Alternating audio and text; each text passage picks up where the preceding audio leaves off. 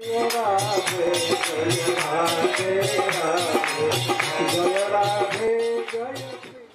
एक नगर था, जैसा आज भी है।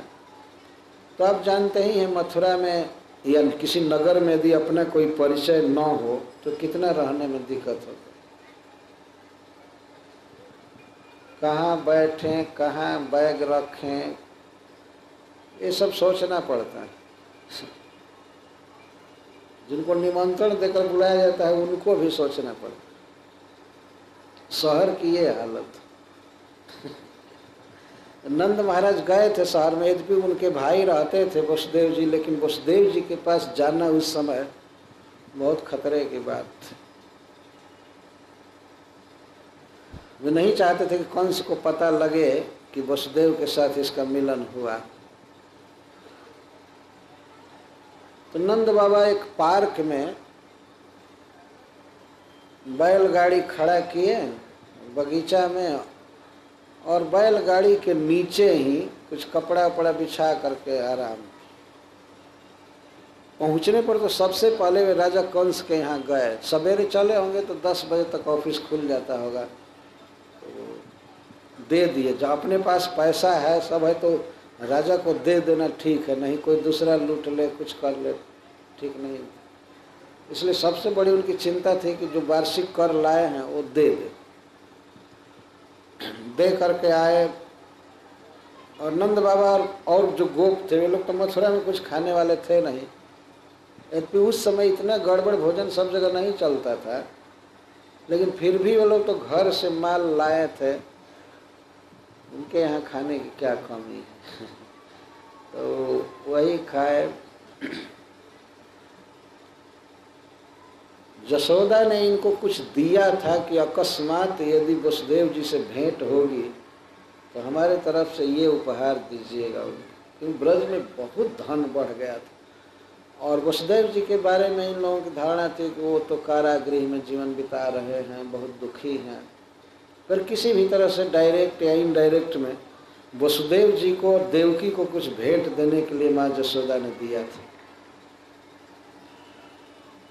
तो नंद बाबा बहुत शोक में थे यह बात सुन करके कि वसुदेव जी के सभी पुत्र मारे गए, और बाद में एक बच्ची भी हुई तो वो भी आकाश में उड़ गई। हाय रे ऐसी विपत्ति। बच्चे तो सब मारे गए कंस के द्वारा, और 8वीं बच्ची हुई वो उड़ गई आकाश में। इस तरह की घटना तो कहीं सुनने को मिलती नहीं है। 6 पुत्रों को कंस ने मार दिया और 7वां तो गर्भ से ही खत्म हो गया।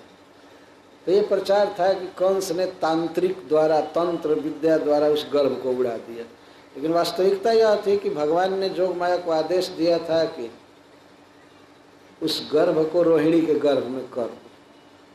मथुरा के लोगों को तो इसका पता नहीं था भगवान के प्लान का, तो वे लोग कंस को गाली दे रहे थे, कुल साथ दे रहे थे। वही पापी किसी तांत्रिक के द्वारा ये काम किया, तो 7 गर्भ तो वैसे नष्ट हुए, और 8वें बच्चे का मथुरा के लोगों को पता नहीं था कि वसुदेव जी आधी रात को गोकुल रखा है। तो नंद बाबा को भी यही पता था कि वसुदेव जी को एक पुत्री हुई थी लास्ट में, तो उसको कंस मारना चाहता था, पटकना चाहता था, लेकिन वो उसके हाथ से स्लिप करके ऊपर आकाश में उड़ गई, और बाद में अष्टभुजा दिखाई वो माता दुर्गा के रूप में। जो कुछ भी हो, वो भले दुर्गा के रूप में हो गई, लेकिन आखिर बेटी तो गई ना। तो ये विपत्ति एक है। इस तरह से 8 संतान का अदृश्य होना, मर जाना,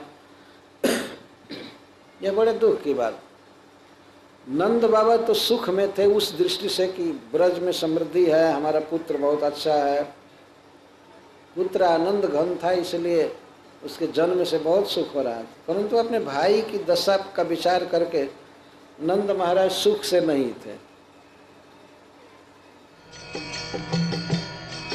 Hare Krishna कृष्ण कृष्ण कृष्ण हरे हरे हरे राम राम राम